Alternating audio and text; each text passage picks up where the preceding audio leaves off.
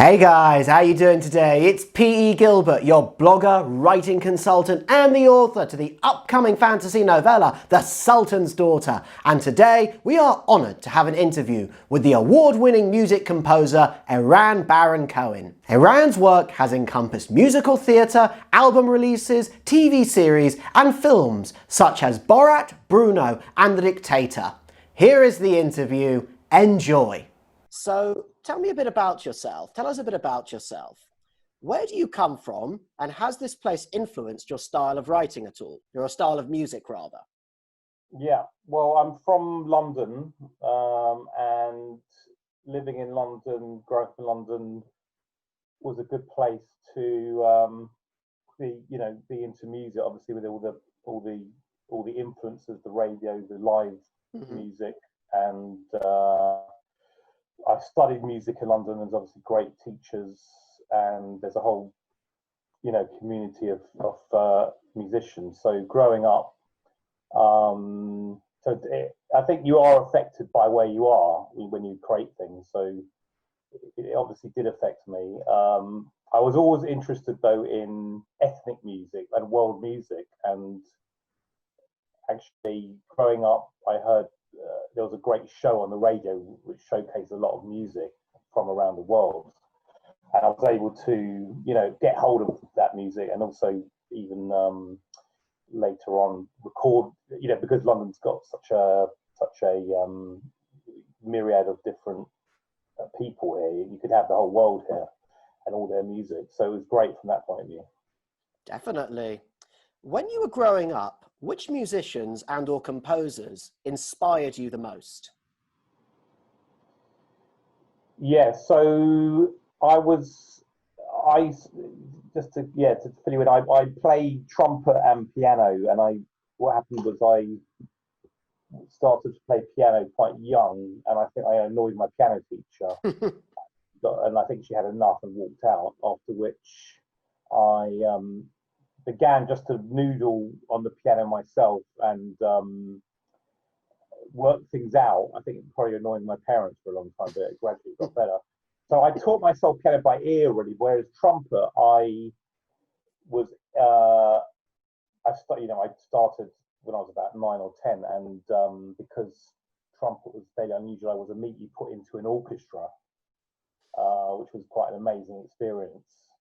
And so trumpet I learned classically, and piano I did everything by ear, which meant I was always quite open to a lot of different influences, and ranging. So I obviously classical stuff I love. I've had that in the orchestra, so many different composers from all different eras, from Bach to Stravinsky and Steve Reich and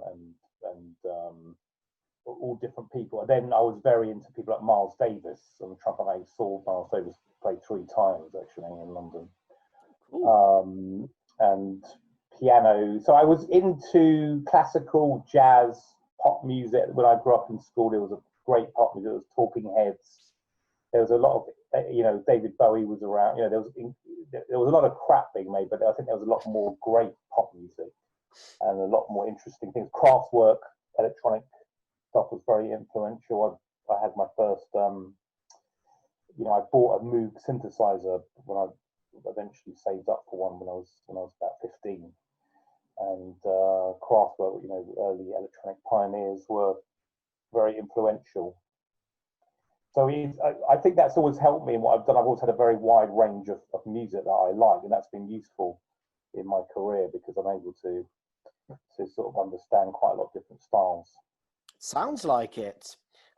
Your answer actually leads on really nicely to the next question, which is all about you as a musician.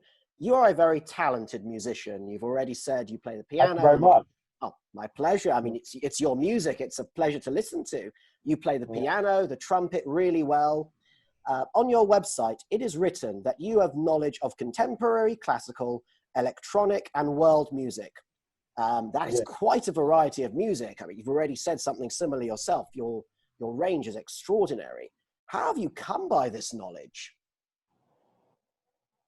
Well, a lot of it was almost, as you said, by being in London, by hearing things on the radio, being open to a lot of different, liking certain things growing up, pop music, world music, electronic music, classical music.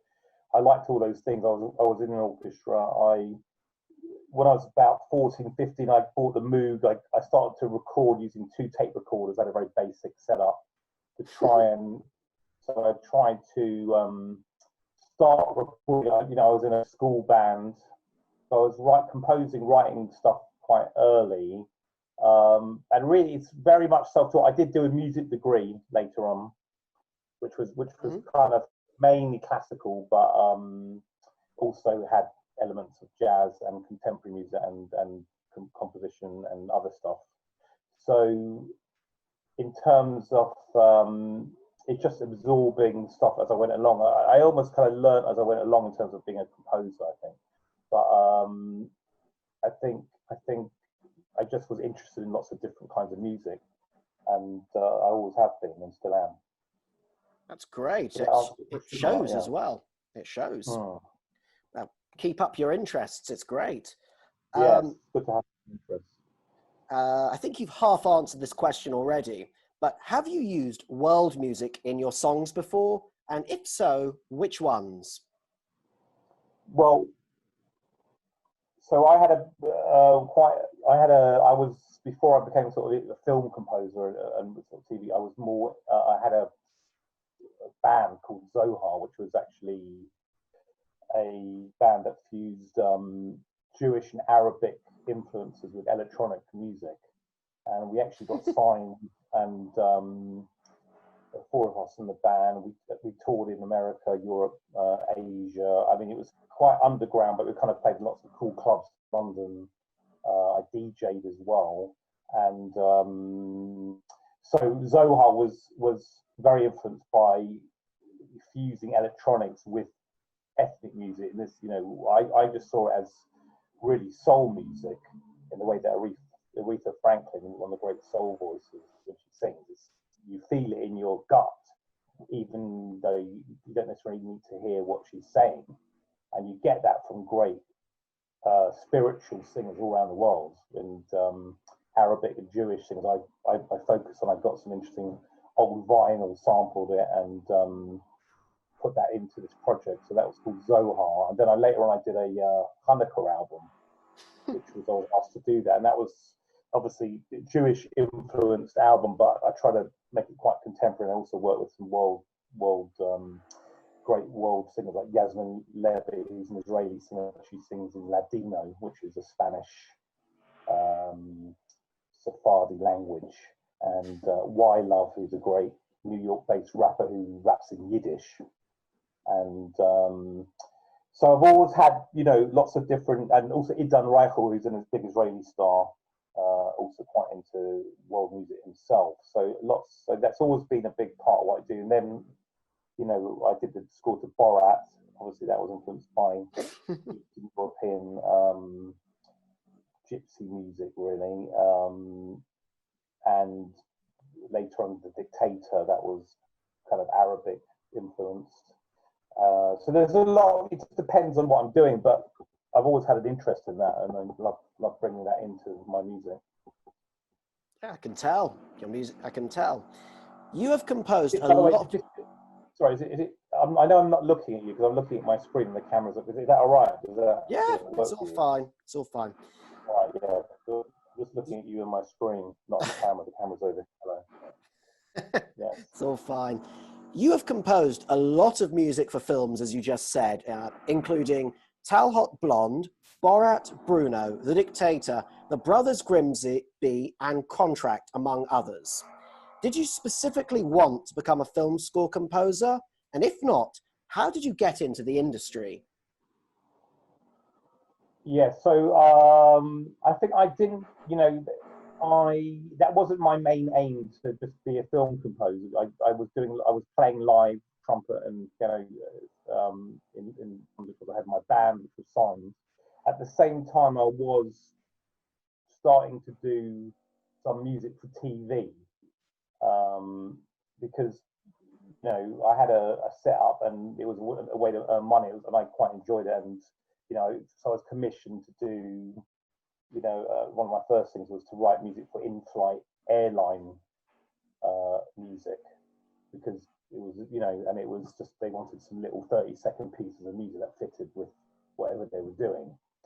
And then from there, I started to do work for the BBC doing TV music. And I started doing quite a lot of TV music, some adverts, at the same time as having my band. And then I was also, my brother, Sacha Baron Cohen, obviously, I've been involved with his career since he was born, probably. But I was working with him even before he was famous. We were doing a little comedy duo. I was playing a bit of piano and he was singing silly songs around London. And then when he got his Ali G show, I did the music for that. And that was a huge show all around the world. And then from there, obviously when he did the films, I was involved with that as well. And then I was going to LA a lot and getting other work while there as well. But it's oh, my phone's ringing. Let me just hang on a second. So it was a sort of process which it's hard to, it's a very hard field, music, being in music, trying to survive, and you have to be versatile. And that was my thing, was playing live. I had my band that was signed, so I did 2 albums that came out internationally with that. But at the same time, I was doing other stuff, and that was the TV stuff, and then film stuff, and I'm still doing that. And it varies.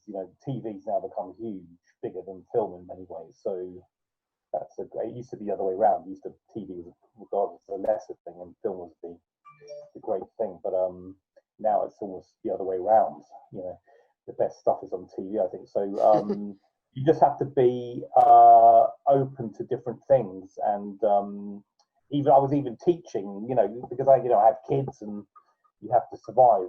So they have to survive too. Yeah. So it was a progression through different things, and not really. It's hard to plan things, and even if you do, it doesn't always work out in the way you expect.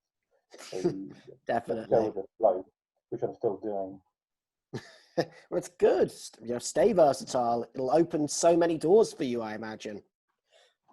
Yeah, well, that's an interesting thing. So, sometimes I think it's very useful being versatile, because it allows you to do lots of different things. On the other hand, you can get known for one thing, and although that's you get sort of cast as that thing, sometimes that can be useful, because people, they want that style, they get that guy. So it's a funny. Sometimes, especially now, there's a lot of people want that person who's done that sound. So I'm sort of do lots of different sounds, and that can be great. But also, it's quite good. It's quite good to have something that is your own. And they know they come from you for that. That's something I need to work on, maybe. I have every faith you'll get there, Erran. Every faith. I mean that. Which of the films that you have written music for did you enjoy writing the most? And which one did you find the most challenging, and why? Yeah, they're all challenging. Films tend to be big projects. I mean, I've done obviously some very big Hollywood projects, and I've done independent ones which are much smaller budgets. And sometimes the smaller ones can be more fun, because there's less. You have more freedom. You have less layers of, with a big film, you've got producers, directors, you've got the studio involved, you've got, I was playing music to 20 people sometimes, which is quite nerve-wracking when you're not sure who likes it, who doesn't like it. There's a whole political thing of that. Whereas if you're working in a small team, that can be depending on the team, obviously, it can be quite rewarding, and depending on the film. So the great thing about working on big films is the budget. You get to work in an orchestra. I've recorded in Abbey Road many times with 30, 40, 50 musicians. Last time it was 100 musicians, and worked with I wrote a song for a film which had Elton John sang it, Chris Martin, Bono, Sting, Snoop Dogg. So I got to work all these people. That's amazing, but at the same time incredibly stressful. So it's I don't know if any of them were actually enjoyable, but you kind of have to get through the process, which is there's also incredible time pressure on these things, and you have to do a lot of music, and it has to be very good, and people have to like it, and you almost, by the time you get to the end, you kind of you need a break from it, because it's a very intense experience. So they're all amazingly enjoyable, but amazingly stressful, and that's the nature of TV film work, especially. It's tricky, but it's great, amazing, get amazing opportunities. Sounds like it. When you hear your music in a film, how does it make you feel? Does it fill you with an immense sense of pride? Or do you forget that you wrote it when you hear it? Do you cringe? Or do you think something like, that note didn't come out right? How do you feel?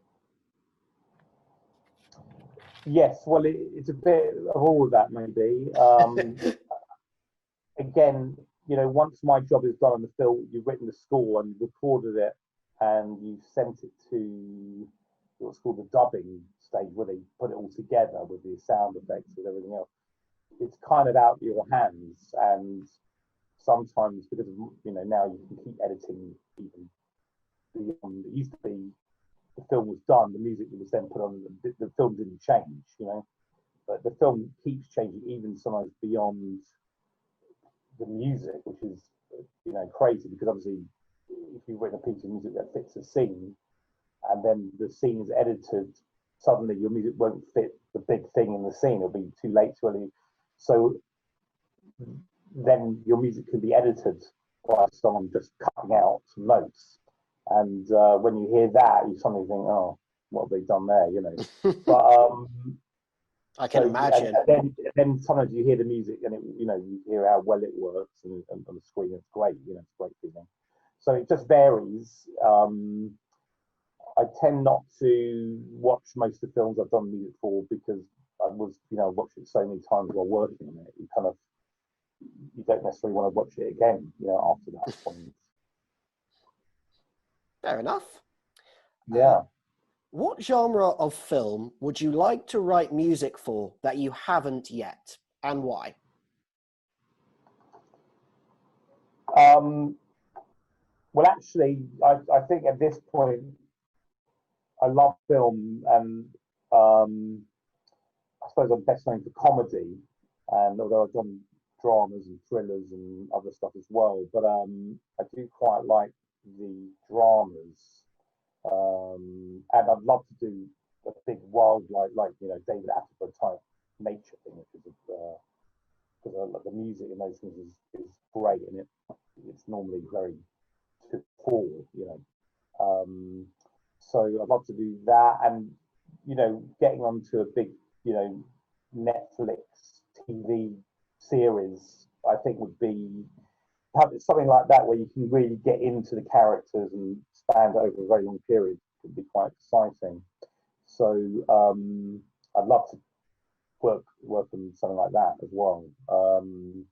But I'm open to a lot, anything that is great, really, anything that's interesting, and documentaries. I love watching documentaries, and there's a lot of interesting subjects, and that could be great as well. So I think it just depends on the project, and as long as it's interesting and it grabs me and it can inspire me to write good music, then I'm pretty happy working on it. Well, one day I hope that you get your Netflix series, and you get your documentary and National Geographic David Attenborough style show. You'll get it. You'll write the music for it. But I've done some Netflix, but yeah, it's doing those big series is quite it's a bit like winning the lottery for the composer in a way, because it's not going to go for years and then successful, but they're they can be great to get one of those, but there's not so many of them that are that big. Although Netflix has changed, it has changed the way people watch, and now there is, it used to be you write a program for the BBC or something, or whoever it is here, and if it's successful, it would be licensed somewhere else, and if it's really successful, it will go all around the world. And I had a couple of kids shows that went all around the world actually that I didn't use it for, but now it just goes all around the world immediately, and it either fails or succeeds. So it's a bit different. It's completely different, but anyway, there's great work being done, I think, in that whole area, and that's quite exciting. Sure, it sounds like it. Well done. I didn't know about that kids series. Well done. Yeah.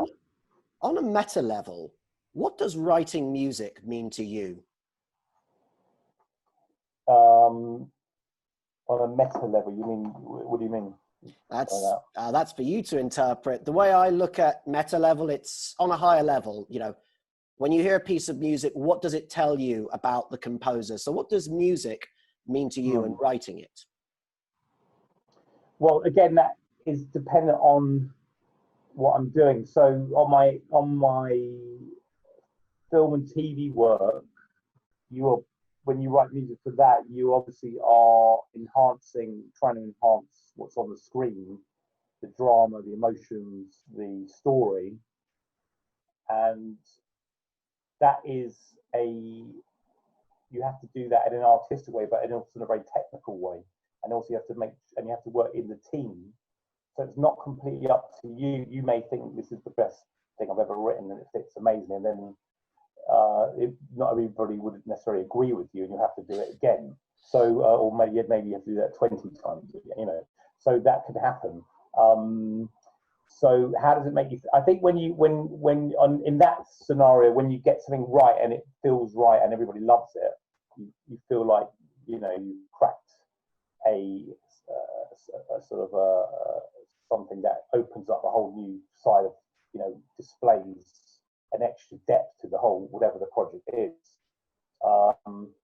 But music on just as what it is, it's just a very, very powerful emotional thing that can enhance your life or make your feelings feel richer and greater than they would otherwise, and it can pinpoint your life in different times, and there's probably no other art form that sort of hits the emotional part of your brain so directly, I think.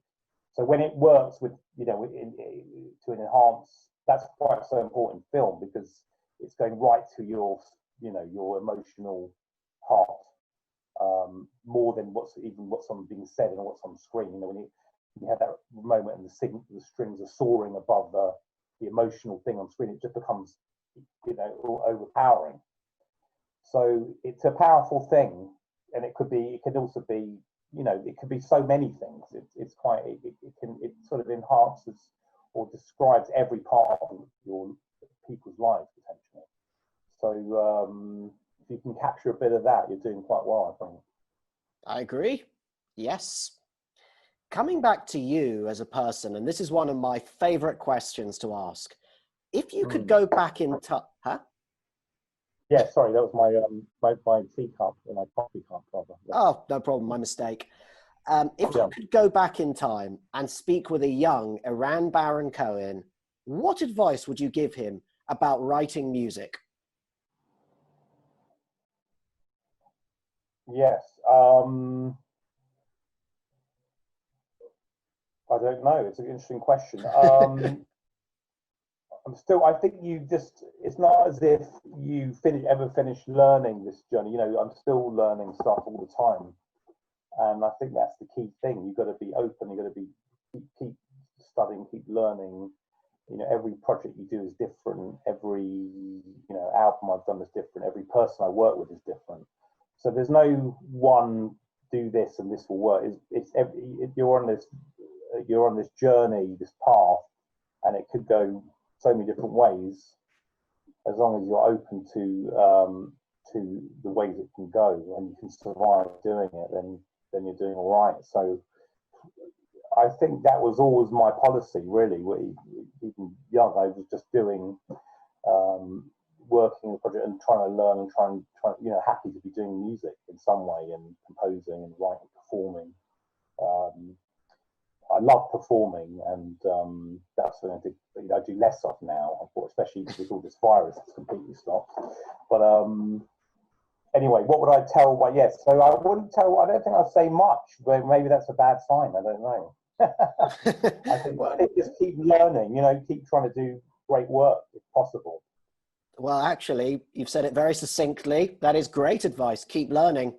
It's so easy to say, I know it all. I'm not going to learn any more, essentially. I know my stuff. No, I like that a lot. Every project, when you start, you almost feel like, can I even do?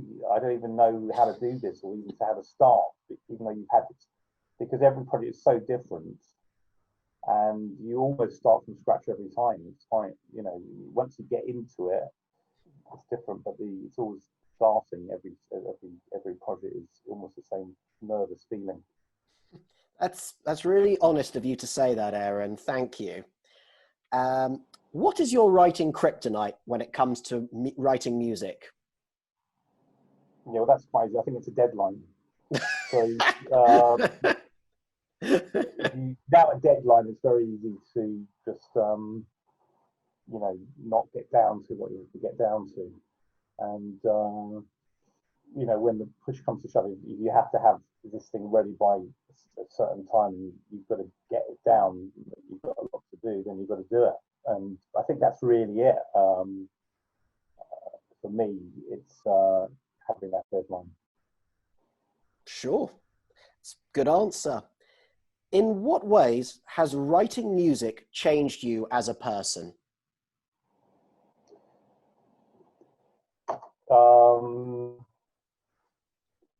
Again, that's a difficult one to know the answer to. It's obvious, it's obviously an unusual job to have, I think, compared to most people I know sort of do various different things, but it's quite a different thing. So it has an effect on who I am. How, you have to ask my wife, probably. It's when you do this kind of thing that I'm doing, it's you are all ready to embark on this, journey of being a musician, being a composer. In order to even do it, you have to have a certain personality, which is you believe that you can do it, and you're going to be. It's going to be incredibly hard to do it, but you're ready to give it a go. You're not chasing after, the normal things in some ways, because sort of trying to get a job for money or other things.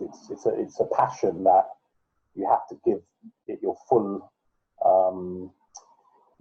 concentration and effort, and in order to succeed. So I think you have to have that from the beginning, and to even sort of get anywhere with it. And that may or may not work, but I've managed to make it work for quite a long time. So I think you have.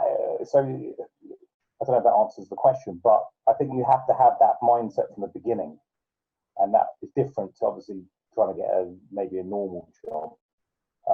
Maybe it isn't. I don't know, but it's a passion. I didn't know what else I wanted to do. I knew I wanted to do this, and I was ready to give it a go, even though it's it was in the beginning. It's very, very tough until you get your feet on the first rung of the ladder, and even then it's tough.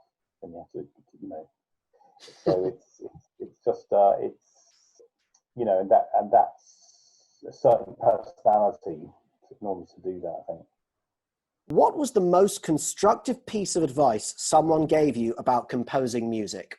I don't know, because I'm self-taught. I never really did many lessons in composition. So you just have to do it. You just have to go for it. Just do it. I never really had any formal. I did a music degree, but it wasn't really composition. So yeah, the answer is no one's told me much. I've just got it myself. Learn from your mistakes. Good answer. When people listen to your music, whether from the films, your gigs, or your albums, and they discuss it with you, how do you feel?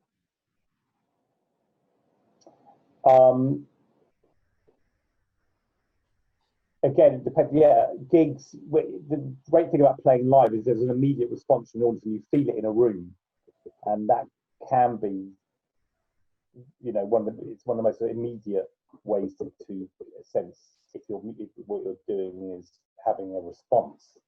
When you write film music, it's obviously you're not watching people sort of in the same way, but it's nice when people tell you they love the music in this film and enjoyed that, and it's obviously great. Just very different, such a different thing. But it's always great to hear something positive about something you've done. So it's always good. Yeah. Yes, definitely. And lastly, I cannot believe we're already on the last question, Erran. It's been really nice speaking to you so far. Lastly, outside of writing music, what do you like to do in your spare time? Well, I've got quite a few kids, and that takes some of my time up. How many do you have? I've got 4, yes, and some of them are quite old. And what do I like doing? Well, I always think, I love walking. I love traveling. I love read. I try and read, although I find it quite hard at the moment in lockdown for some reason. But being a musician, you have to practice as well. You have to play trumpet. You have to play piano. I've got an accordion that I need to use in the thing, so I'm trying to learn a bit of that. There's always extra things to do. So it's kind of all encompassing, the music thing, more than anything else. I do like cooking, but I don't do very much of that. Not organised enough compared to my lovely wife Angelique, who's more organised than that. But I do love cooking, and I like drinking wine actually, and whiskey. Alas, that brings our interview with Erran Baron Cohen to a close. I would like to take this opportunity to say thank you to Erran, as it has been wonderful getting to know him better. Like, comment and hit that subscribe button, and tell me, are you looking forward to hearing Erran's next music score in his upcoming film project? In the meantime, check out some of Erran's music on his website. I have left a link in the description below to his website, and his music is well worth listening to, so give it a try. Moreover, come the 2nd of July, my debut fantasy novella, The Sultan's Daughter, is going to be released. I have left a link in the description below to that as well. Check it out. Otherwise, until next time, keep well. Once again, guys, I just wanted to say thank you so much for watching my video. I really appreciate it, and I hope you've enjoyed it. Hit that subscribe button, and then you will be the first to receive more awesome content from my channel, and I hope to see you again soon.